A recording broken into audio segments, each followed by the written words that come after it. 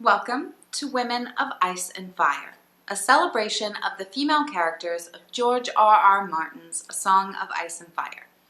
Hello, I'm Kate, and today we'll begin with a quote from the man himself. The portrayal of women in epic fantasy have been problematical for a long time. These books are largely written by men, but women also read them in great numbers. And the women in fantasy tend to be very atypical women. They tend to be the woman warrior or the spunky princess who wouldn't accept what her father lays down. And I have those archetypes in my books as well. However, with this character, there is something reset for the Eleanor of Aquitaine, the figure of the woman who accepted her role and functions with a narrow society and nonetheless achieves considerable influence and power and authority despite accepting the risks and limitations of this society. She is also a mother. Then a tendency you see in a lot of other fantasies is to kill the mother or get her off the stage. She's usually dead before the story opens. Nobody wants to hear about King Arthur's mother and what she thought or what she was doing, so they get her off the stage. Well, George, those of us who loved Mist of Avalon might disagree that no one wants to read about King Arthur's mother. Igraine is awesome. But I get the point. It's certainly true that our subject today is a shrewd woman with significant political acumen within the bounds of the feudal society. That's right. Today we're going to talk about everyone's beloved mom, Catelyn Stark, née Tully.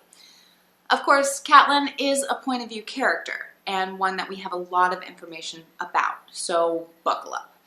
Today we're going to discuss Catelyn's early life up to the beginning of A Game of Thrones. Next week, the events of A Song of Ice and Fire, and to be honest, we might go a third week to cover Lady Stoneheart.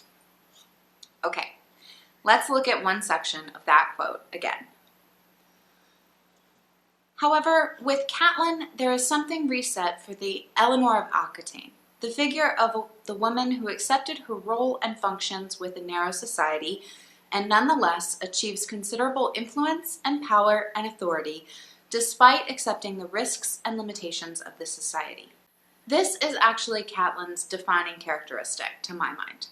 For reasons we'll explore shortly, Catelyn has a deep understanding of the complex web of debts, oaths, and traditions that supports the fabric of the feudal society of Westeros. She also has a gift for making the most of the specific tugs and spinning that a woman in her position can do to influence that web. Unfortunately, she's also exceptionally aware of the precarious nature of her own power, which is by necessity more often soft power than hard or material power. Catelyn's ability to maneuver within the strictures of her society is the defining characteristic of her successes. However, she is so successful at working within these restrictions that when fate throws her a curveball, and it does, often, as we'll talk somewhat about today and more next week, it results in feelings of resentment, anger, and fear. And when someone throws all the rules out the window, Tywin, there is nowhere left for her to turn. Part 1. From the Heir to the Spare. Catelyn is the eldest daughter of Hoster Tully and Minisa Went, the Lord Paramount of the Riverlands, and a daughter of the family who held Harrenhal for a significant period of time, which is no small accomplishment. With the deaths of two brothers in infancy, Hoster decided to train Catelyn as his heir. Her two older brothers had both died in infancy, so she had been son as well as daughter to Lord Hoster until Edmure was born. Then her mother had died, and her father had told her that she must be the Lady of Riverrun now, and she had done that too. Personally, I wonder a bit what the plan was here. If Catelyn Tully were to stand as Lady of Riverrun and Lady Paramount of the Riverlands in her own right, this would make her a very powerful woman, very much in the vein of Eleanor of Aquitaine, as George said before. But how would she maintain that power? Tangent time. As we're talking about women in a highly patriarchal society, we're going to be talking a lot about soft power over the course of this project. So let's define our terms. Hard power, or material power, is easily defined. How many men-at-arms can a person or family field? How many pikemen? How many knights? What force multipliers, like castles, defensible positions, ships, or other materials of war, like dragons, can they command? Hard power also extends to economics, to include aggressive economic policies like sanctions or retributive payments, reparations, or wereguilds imposed. In Westeros, the requirement of a defeated foe to give up a child as a hostage, like Theon or Daenerys' cupbearers, with the threat of death for the child if their parents misbehave, is an example of social hard power. Soft power is a bit more difficult. To contrast with the example of child hostages, fostering is a social tradition in Westeros that encourages soft power. Building relationships, social mores or traditions, symbolism, these are all currency or tools for a soft power politician to use. Do you remember the answer to Varys' riddle about the sellsword, the septon, the rich man, and the king? Power resides where men believe it resides. Yes? Soft power is the art of causing or coercing others into believing that power resides with you. Right, that was helpful for the future. Back to Catelyn. Catelyn Tully, as a highborn girl, would have certainly had education in appeal, very much like her daughter Sansa does later on. Singing, dancing, embroidery, the running of a household, even making the most of her beauty by knowing how to dress to best advantage, would serve to subtly encourage people to listen, to pay attention to the young lady. Embroidery and dressing both serve as messaging or propaganda. Managing a household well allows for feasting of vassals and providing for the small folk, etc. But as her father's acknowledged heir, Catelyn also likely would have had an education very much like that of any male heir, at least for a while. While it's possible that Catelyn's younger brother Edmure is anywhere from 2 to 10 years younger than Catelyn, I tend to think there's minor evidence to support the wider age gap end of that estimate. We know that Hoster used to take Catelyn with him when he traveled the Riverlands, as we see in this quote referring to the inn at the crossroads. She had slept many a night there in her youth, traveling with her father. Lord Hoster Tully had been a restless man in his prime, always riding somewhere, which we might expect of a Lord Paramount visiting his vassals to take his heir with him. And several of her memories of her childhood at Riverrun are actually missing Edmure. So I think it's safe to assume that at least some of her childhood would have included an heir's education. Consider the latter half of our quote from a few minutes ago. Then her mother died, and her father had told her that she must be the Lady of Riverrun now, and she had done that too. Catelyn would be uniquely suited and educated to hold the Riverlands in her own right. Perhaps that was even the plan at the time. Maybe Hoster planned to find a second son of a bannerman, require him to take the Tully name, and stand as husband consort to Catelyn rather than a lord husband. This actually seems like a very good fit for a bright, enthusiastic girl who grew into a wise woman. The arrival of Edmure tipped that apple cart. A girl in Catelyn's position could have felt usurped by the baby getting to be heir when it had been her for so long. I probably would, at least. But there's no evidence of resentment or anger over the loss of her position as the heir to Riverrun in Catelyn's memories. Actually, her memories of her maidenhood in Riverrun, with Lysa and Hoster's ward Peter Baelish, as well as her much younger brother tagging along, are positively idyllic, full of mud pies and kissing games and walks in the park like Godswood, at least until her betrothal. Part 2. The Betrothal. And when Lord Hoster promised her to Brandon Stark, she had thanked him for making her such a splendid match. Whether Cat had met Brandon or not, I think it's likely that she understood, even at age 12, that the position of Lady of Winterfell, wife to a Lord Paramount, would be a good fit for her talents and her station. Unfortunately, at the time, she couldn't have known how deeply the eventual Lord of Winterfell, not Brandon, but Eddard, would need a wife like her, trained as an heir with an instinctive understanding of the rights and duties of a High Lord and an analytical mind. Sometime later, Hoster invited the Blackwoods and the Brackens to Riverrun to try and mediate a dispute between the two, regular, and he announced the betrothal at the same time, presumably so that he could feast these squabbling babies. Soft power. And then, Kat's maybe 12 or 13-year-old sister went and slept with Peter Baelish while he was drunk. Kat doesn't know about that. I just wanted to bring it up because I think it's freaking crazy, and I won't be doing Lysa's video for a little while. Anyway, Peter seems to have thought that it was Kat, so unfortunately, future creeper Littlefinger continues to fall in hideously embarrassing puppy love with our heroine, and I almost feel bad for him. Almost, but not quite, and not for long. Anyway, back to Kat.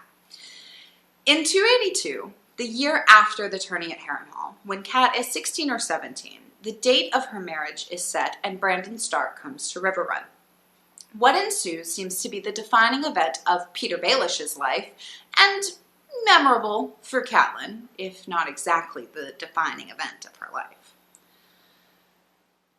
They met in the lower bailey of Riverrun. When Brandon saw that Peter wore only helm and breastplate and mail, he took off most of his armor. Peter had begged for a favor that he might wear, but she had turned him away. Her Lord Father promised her to Brandon Stark, and so it was to him that she gave her token, a pale blue handscarf she had embroidered with the leaping trout of Riverrun. As she presented it into his hand, she pleaded with him. He is only a foolish boy, but I have loved him like a brother. It would grieve me to see him die. And her betrothed looked at her with the cool gray eyes of a Stark and promised to spare the boy who loved her. I just love that passage. Okay, geez, get off my back. That entire chapter is dope. Since we're able to see inside Kat's head thanks to the POV structure, we know that she's telling the truth here, and she does genuinely think of Peter as a brother, and in fact continues to think of him that way when she sees him again in A Game of Thrones. But even if we didn't know Kat this well, we might be able to predict her actions. Brandon is her betrothed, so our dutiful Kat gives him her favor. I tend to imagine that Kat was at least a little infatuated with Brandon. First of all, because she embroidered the favor with her own hand, but also the romantic tone of that final sentence. But anyway, Brandon kind of kicks the crap out of Peter. Peter sleeps with Lysa again, ? Apparently. Look, the timeline gets really compressed here. We know that Brandon left and that Peter was given a fortnight to recover his strength at Riverrun, during which time Kat did not visit him or say any goodbyes. Kat doesn't give us any kind of idea as to why, but today I posit that not only were there probably emotional reasons she didn't want to see him, confusion, the betrayal of a close relationship, she felt one way and had no idea that he felt differently, but also that she was very aware of her position. She had done everything she could in the moment to place herself on Brandon's side. But even with Brandon leaving Riverrun, all eyes would be on her, and her behavior must be above reproach. Approaching the young man who had just challenged her betrothed to a duel for her hand, even in friendship or charity, would sow doubt about her loyalty, and more importantly, her chastity. So far, we know Catelyn to be dutiful, bright, maybe a little romantic. I might even call her sweet. I'm not sure we could call adult Catelyn sweet. Compassionate, perhaps, or kindly firm, but not sweet. So, let's take a look at the defining event of a generation, Robert's Rebellion. Part 3, Blood and Pain. At some point here, perhaps on the road from River Run back to the north, Brandon hears that Prince Rhaegar has his sister Lyanna. Robert from Indeed Geek has a theory that it's actually Peter Baelish who witnessed the kidnapping and told Brandon about it, out of spite or to see what he would do next, which I really like. We all know what happens next, so I'm going to try to do a very, very quick summary because while all of the ensuing madness affects Catelyn's life greatly, there's not actually much that she actually has to do with it. Okay, here we go. Cat's betrothed apparently rides hell for leather for King's Landing, where he proceeds to ride into the Red Keep, shouting for the Crown Prince to come out and die, Brandon Stark having a normal one. Aerys II imprisons Cat's betrothed and everyone with him, calls for the fathers of the party to present themselves in King's Landing to answer for the actions of their sons. Then he kills every one of them except Ethan Glover, very suspicious. Also calls for the heads of Cat's brother-in-law and her future sister-in-law's betrothed, which their foster father Jon Arryn refuses. Arryn calls his banners, only some of them come. The Lord of Storm's End and the new Lord of Winterfell each head home to do the same, and the war is on. Boom! Cat suddenly has no betrothed, which means no future position. Her entire intended future extended family has been killed, kidnapped, or is in open rebellion against the dynasty that has ruled Westeros for near on 300 years, with or without dragons. So, basically, now what? It seems like there was an awful lot of now what in River Run throughout the closing months of 282. The battles of Goldtown and Summerhall go for the rebels, while the Battle of Ashford results in a retreat in good order, but not a rout because Mace Tyrell does not pursue the retreat, but instead besieges Storm's End. Gross incompetence or deliberate sabotage? You decide. The rebels need allies, and Hoster Tully has the answer. But he requires not only that the new Lord of Winterfell honor his brother's betrothal, but also that Jon Arryn marry his younger daughter as well. This secures both girls' high lords as husbands and gets the rebellions the swords of the Riverlands. Eddard Stark comes south with his banners to rescue Robert, who is hiding alone in Stony Sept, and also get married real quick. That was not a quick summary. Sorry, let's have a quote. Brandon Stark had bid her wait as well. I shall not be long, my lady, he had vowed. We will be wed on my return. Yet when the day came at last, it was his brother Eddard who stood beside her in the sept. Ned had lingered scarcely a fortnight with his new bride before he too had ridden off to war with promises on his lips. At least he had left her with more than words. He had given her a son. 9 moons had waxed and waned, and Robb had been born in River Run, while his father still warred in the south. She had brought him forth in blood and pain, not knowing whether Ned would ever see him. Her son. He had been so small. Okay, so Cat's still going to be Lady of Winterfell, but she's straight up never seen Eddard Stark before. As far as we can tell, she's never set eyes on him. Why didn't she go to the tourney of Harrenhal back in 281, by the way? It was hosted by her mother's family, and she surely would have met her betrothed family there. That's a different question, but it's one I don't know the answer to. Tell me your theories in the comments. The entire rebellion takes 2 weeks off for 2 of its leaders to get married and attempt to get some heirs real quick. But Catelyn had 2 weeks to get to know her husband before he rode off to war again. To the Trident, the sack of King's Landing, to break the siege at Storm's End, and thence to Dorne, during which, as far as she knows, Cat's new husband, who she has known again for a full 2 weeks, sired a bastard. Many men fathered bastards. Catelyn had grown up with that knowledge. It came as no surprise to her, in the first year of her marriage, to learn that Ned had fathered a child on some girl chance met on campaign. He had a man's needs, after all, and they had spent that year apart.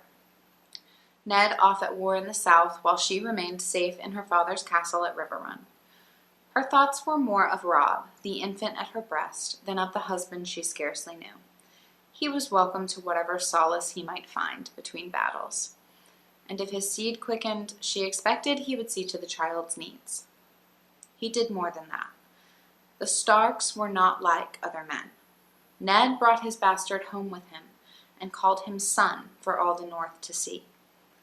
When the wars were over at last, and Catelyn rode to Winterfell, John and his wet nurse had already taken up residence. That cut deep. In the aftermath of Robert's rebellion, once it's safe to travel, when Cat finally arrives at her new home as Lady of the Great Castle of Winterfell, where she should be able to expect the respect due her station, Cat finds this bastard child and his wet nurse already installed in the nursery of Winterfell. It seems that her new husband, once again that she's known in person for 2 whole weeks, expects her to place her son, elder than this boy, but more importantly, trueborn and noble, alongside his bastard.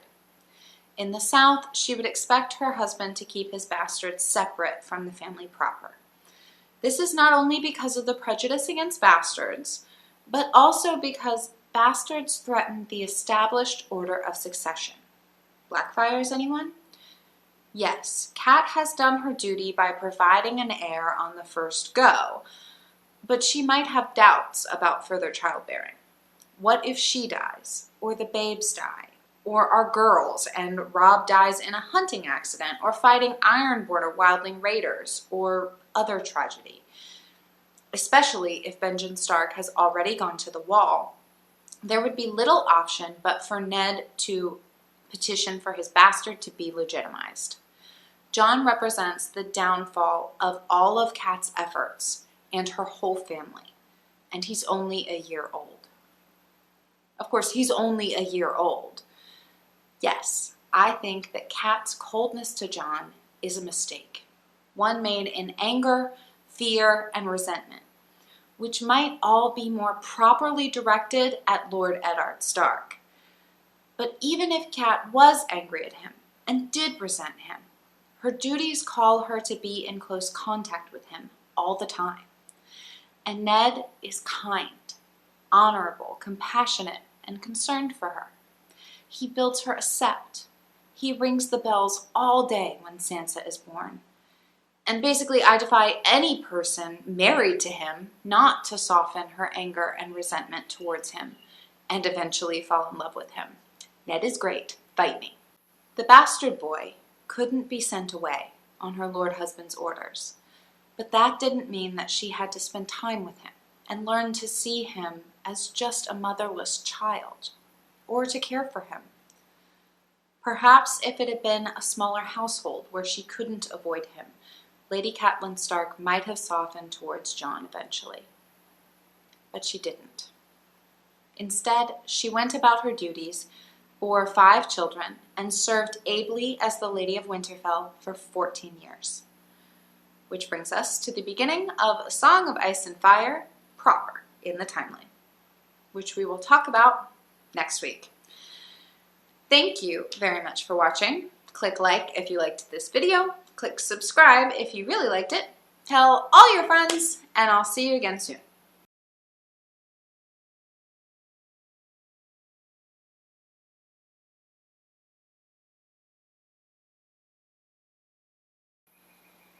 Shh. That support.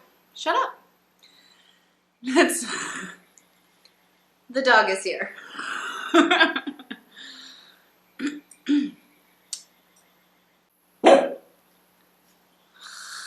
You gotta go inside. Oh my goodness, the dog's here. He's here. He's a good boy, but he's very loud. He go bark, bark, bark. He go bark, bark, bark. You go bark, bark, bark. Okay, sit.